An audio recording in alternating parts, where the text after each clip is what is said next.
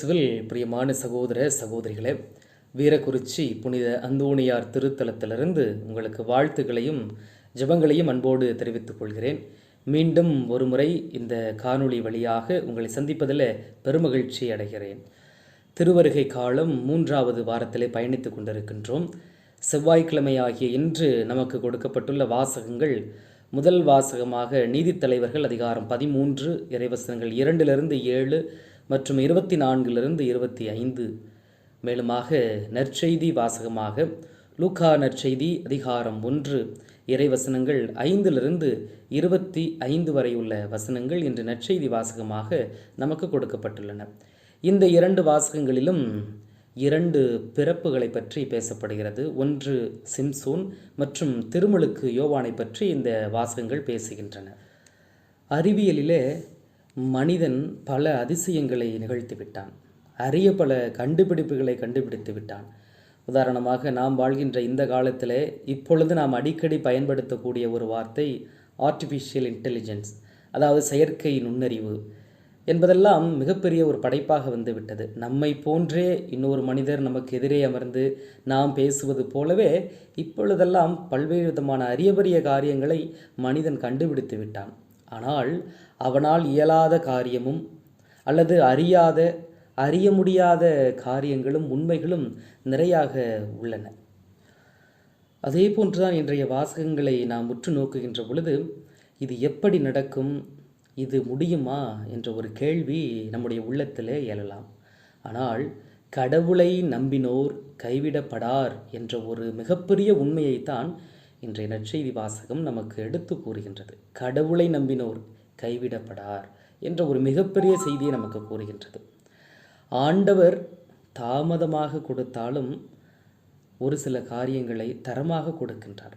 அதை நாம் வேண்டிக் கொண்ட வேண்டுதல்களாக இருக்கலாம் அல்லது ஆசீர்வாதங்களாக இருக்கலாம். தாமதமாக கொடுத்தாலும் தரமான ஒரு காரியமாகத்தான் கடவுள் கொடுக்கின்றார்.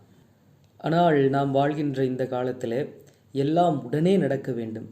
எங்கு பார்த்தாலும் எதில் பார்த்தாலும் அவசரம், உடனே நடக்க வேண்டும் என்று நினைக்கின்றோம். சில நேரங்களிலே ஆலயத்தில் ஜெபித்துவிட்டு ஆலயத்தை விட்டு வெளியே வரும் பொழுது நம்முடைய தேவைகள் நிறைவேற வேண்டும் நினைக்கின்றோம். அல்லது சில நாட்கள் பொறுத்து கொள்கிறோம். இல்லை என்றால் என்ன, கடவுள் இன்னும் கொடுக்கலை அப்படி என்று நொந்து கொள்கின்றோம். எனவே அவசரம், உடனே நடக்க வேண்டும் என்ற ஒரு மனப்பான்மை நம்மிடத்தில் இருக்கின்றது. இன்றைய 2 வாசகங்களை உற்று நோக்குகின்ற பொழுது, முதல் வாசகத்தில் மனோவாகு அவர்களுடைய மனைவியாக இருந்தாலும் சரி, செக்கரியாவினுடைய மனைவியாக இருந்தாலும் சரி, குழந்தை பேருக்காக வேண்டி நிற்கின்றார்கள்.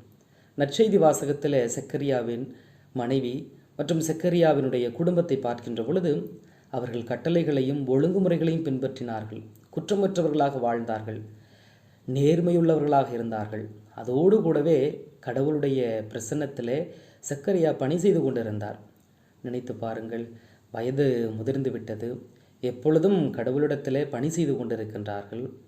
இவ்வளவும் செய்தும் அவர்களுக்கு ஒரு எண்ணம் தோன்றியிருக்கும், கடவுளிடத்திலே பணி செய்கிறேன், நான் உண்மையாக நேர்மையாக இருக்கிறேன், எனக்கு மட்டும் ஏன் குழந்தை பாக்கியம் கிடைக்கவில்லை என்ற ஒரு எண்ணம் அவர்களுக்கு தோன்றியிருக்கும்.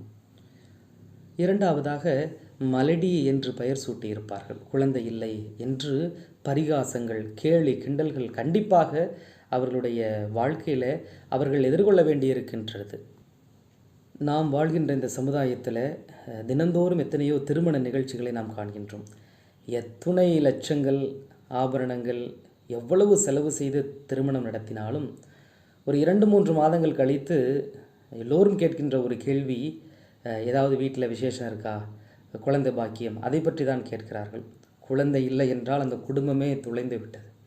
இப்பொழுதெல்லாம் குடும்பங்கள் பிரிவதற்கு மிக முக்கிய காரணம் இந்த குழந்தை இல்லாத ஒரு தன்மையும் இருக்கின்றது. அவர்கள், அந்த திருமண தம்பதியர்கள் கணவன் மனைவி ஒழுங்காக இருந்தாலும் கூட அருகில் இருக்கின்றவர்கள் இதை பேசி அந்த குடும்பத்தை பிரித்து விடுகின்ற சூழலும் இப்பொழுது நடந்து கொண்டு தான் இருக்கின்றது. சில பேர் சொல்வார்கள், நான் அப்போவே சொன்னேன், அந்த பொண்ணை கல்யாணம் பண்ணாத, குழந்தை பாக்கியம் இருக்காதுன்னு சொன்னேன், பற்றியா நடந்துருச்சு பற்றியா. இப்படியே பேசியே குடும்பத்தை சின்னாபின்னமாக்கி நடுத்தெருவில் கொண்டு வருகின்ற ஒரு சில பேர்லாம் இருக்கிறாங்க. ஒன்று புரிந்து கொள்ள வேண்டும், கடவுளுடைய ஆசீர்வாதம் கடவுள் மனது வைக்க வேண்டும், கடவுள் கொடுப்பார். இன்றைய வாசகமும் நமக்கு கொடுக்கின்ற செய்தி அதுதான். இல்லை என்றால் அந்த தம்பதியர்களை ஏற்றுக்கொள்கின்ற மனப்பக்குவம் இருக்கும். அருகில் இருக்கின்றவர்கள் தான் அதை பெரிதுபடுத்தி காட்டுகிறார்கள். அப்போது இப்படிப்பட்ட ஒரு சூழ்நிலையில் சக்கரியாவும் சக்கரியாவுடைய மனைவியினுடைய மனநிலையும் எப்படி இருந்திருக்கும்? ஊராரெல்லாம் ஏசி பேசி இருப்பார்களே. அந்த நேரத்திலே அவர்களுடைய நம்பிக்கை துளிர்க்கிறது. கடவுள் கொடுப்பார், கடவுளை நம்பினோர் கைவிடப்படார் என்ற ஒரு செய்தியை ஆணித்தனமாக சொல்கின்றார்கள். ஒரு அழகான சிறிய குடும்பம், அக்கா தம்பி இருக்கிறார்கள். இந்த அக்காவிற்கு அப்பா ஒரு பென்சில் வாங்கி கொடுக்கிறார். அந்த அக்கா, அந்த பொண்ணு பள்ளிக்கூடத்திற்கு அந்த பென்சிலை எடுத்துக்கிட்டு போயிட்டு வீட்டிற்கு வருகின்ற பொழுது பென்சிலை காணவில்லை. ஒரே பயம். அப்பாவிடம் சொன்னார் அடிப்பார் என்று. உடனே தன் தாயோடு கோவிலுக்கு செல்கிறது. அந்த கோவிலிலே காணிக்கை, விண்ணப்பம், நன்றி அறிதல் என்று 3 பெட்டிகள் வைக்கப்பட்டிருக்கிறது. இந்த குழந்தை அந்த விண்ணப்ப பெட்டியை பார்க்கின்றது.